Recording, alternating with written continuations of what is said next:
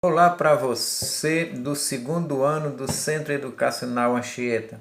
Daremos início agora à continuidade, melhor dizendo, do nosso assunto do segundo bimestre, e que tem como tema principal a posição de Walter Benjamin e a crítica à indústria cultural. Você pode acompanhar a nossa aula a partir da página 31 da sua apostila. Walter Benjamin, ainda que a maior parte do legado da Escola de Frankfurt ofereça uma visão crítica do fenômeno da indústria cultural, o filósofo Walter Benjamin elaborou uma visão diferente da Escola de Frankfurt. Entre 1935 e 1936, Benjamin publicou o importante ensaio de sua obra Arte na Era de sua Reprodutibilidade Técnica. O argumento de Benjamin nesse contexto é o de que a fotografia e o cinema e a mudança radical no cotidiano das pessoas, ou melhor, da sociedade, em relação com o universo artístico. No contexto histórico anterior à fotografia, segundo Benjamin, ao registrarem a imagem de uma pessoa, um objeto ou uma paisagem, os artistas plásticos produziam criações que eram consideradas únicas por meio de um trabalho artesanal. Dessa forma, todas as obras de arte eram elas próprias originais em si mesmas. Benjamin cunhou um nome para essa condição da obra de arte criada artesanalmente, ou seja, feita de maneira única pelo artista. Segundo o filósofo alemão, uma obra feita nessa circunstância singular seria portadora de uma aura estética que seria a marca de sua originalidade. A unidade da obra de arte é idêntica à sua inserção no contexto da tradição. Essa tradição é ela mesma completamente viva e extraordinariamente mutável. Como ele faz assim uma relação, digamos assim, entre a arte antiga e a arte moderna.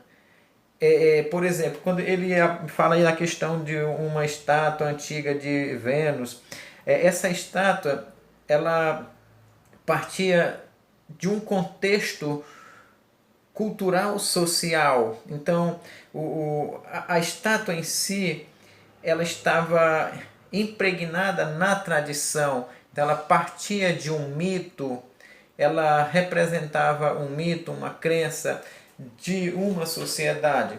Então ela estava inserida nesse contexto, ela em si ela já estava inserida no o mito do próprio contexto social.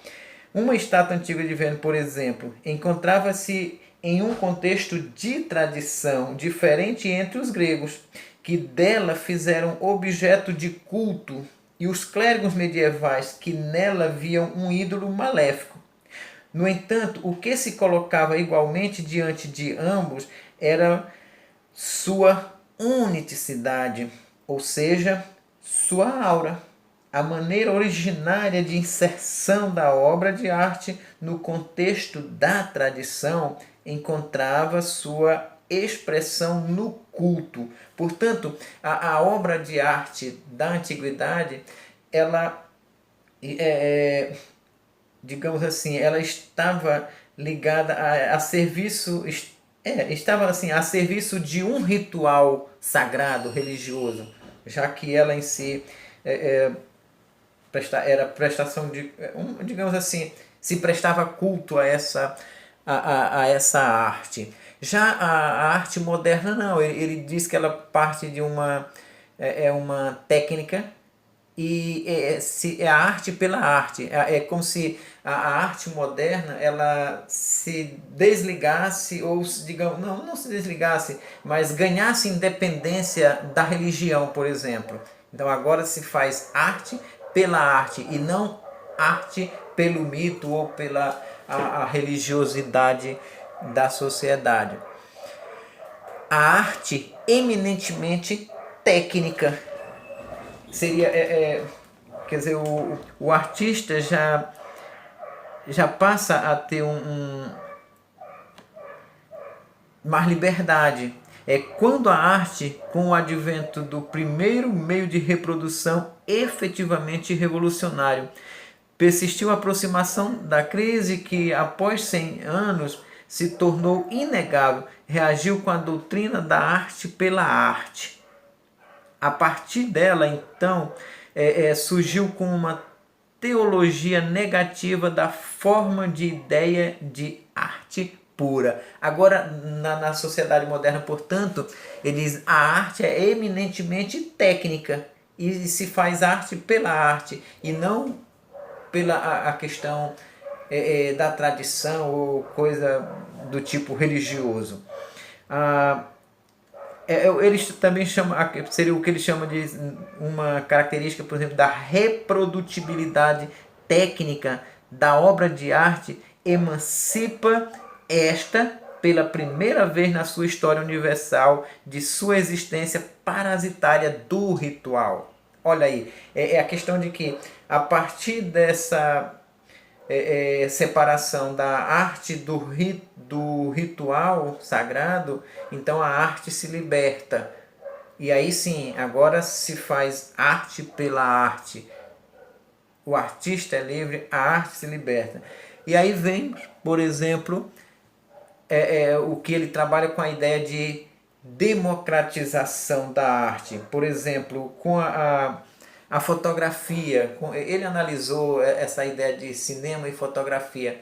Eles agora, com uma simples fotografia, o a negativo, você imprime várias cópias.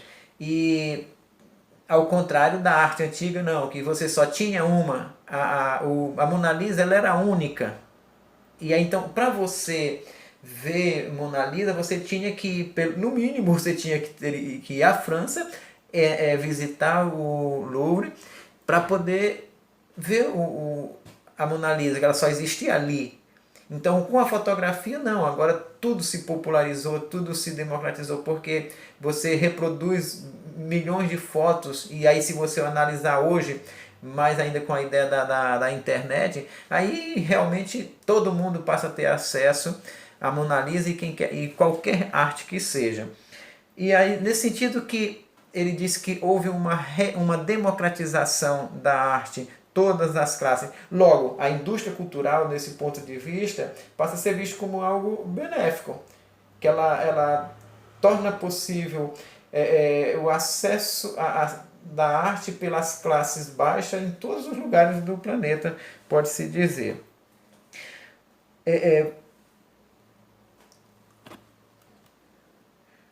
A crítica à indústria cultural. Bom, a crítica à cultura, principalmente no contexto posterior à década de 1960, ela sofre uma mudança, uma série de mudanças, por conta de que mudanças essas nas transformações históricas, comportamentais e estéticas. De um lado, verificamos a manutenção da produção cultural com objetivos comerciais e ideológicos, mas começa a haver de maneira significativa uma produção cultural que, mesmo vinculada aos meios de comunicação de massa, trabalha com conteúdos cuja fruição pode implicar envolvimento e crítica social.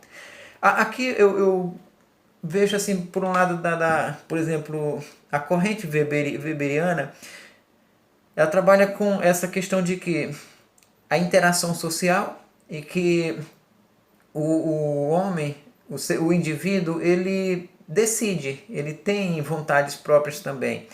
Aí é uma situação dessa, por exemplo, numa perspectiva marxista, a gente olha para a indústria cultural só como aquela indústria que vai manipular, controlar a massa em benefício do lucro do proprietário do meio de comunicação.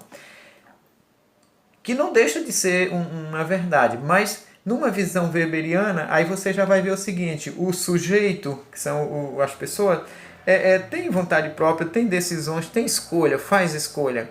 Então é o caso aqui, quer dizer, claro, a indústria cultural ela vai procurar alienar a massa para poder conseguir vantagens na venda dessa mercadoria, mas você também tem escolhas. Você decide se quer essa música ou aquela outra, daí por diante. Então é mais ou menos essa questão aqui. Por um lado, a arte, a indústria cultural vai tentar alienar, manipular, mas por outro, os indivíduos também são livres e se envolvem em crítica, que é o que a gente pode ver. Por exemplo, a partir de 1950 e 1960, a arte passa a fazer questionamento social e estético.